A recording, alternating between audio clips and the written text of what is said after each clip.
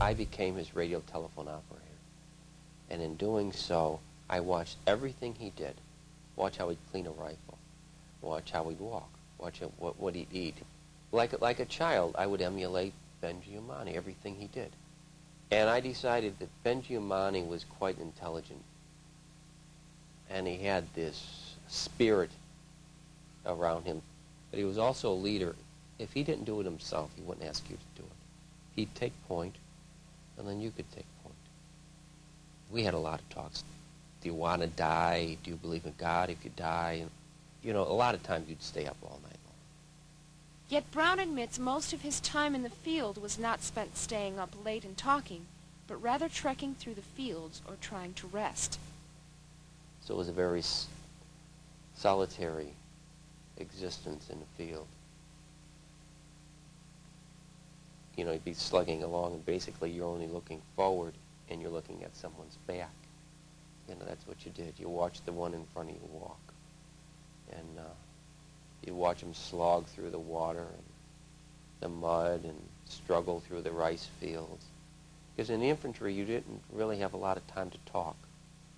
You were either walking, trying to get something to eat, or sleeping. Brown served under Benji Yamane for 4 months until March 16, 1968, as his squad approached Hill 45.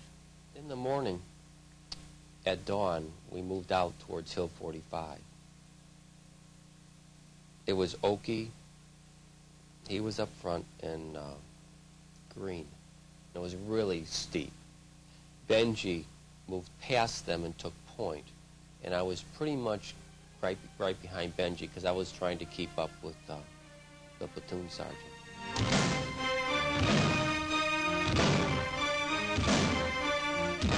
Claymore mine was detonated, exploding 630 caliber balls over the area.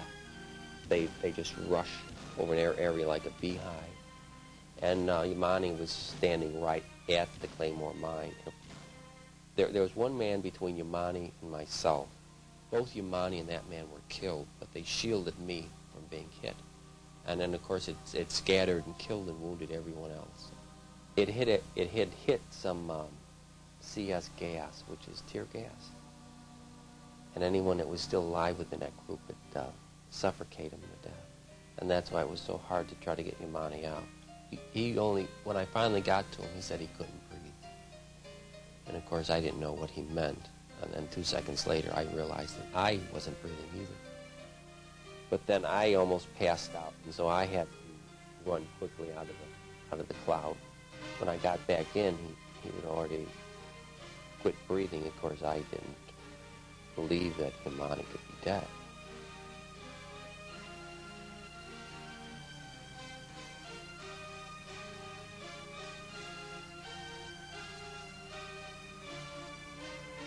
Yamane and the other dead soldiers were taken out of the field by helicopter. It was the last time Fred Brown would ever see his best friend.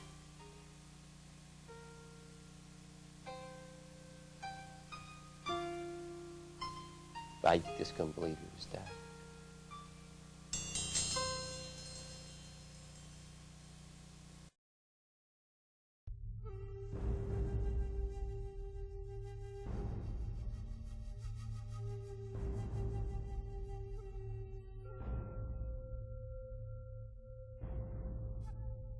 While serving with Delta Company, 1st Set of 6th Infantry, on March 16, 1968, Squad Leader Sergeant Yamane was the lead element in a search and clear operation in an area southwest of Hoi An.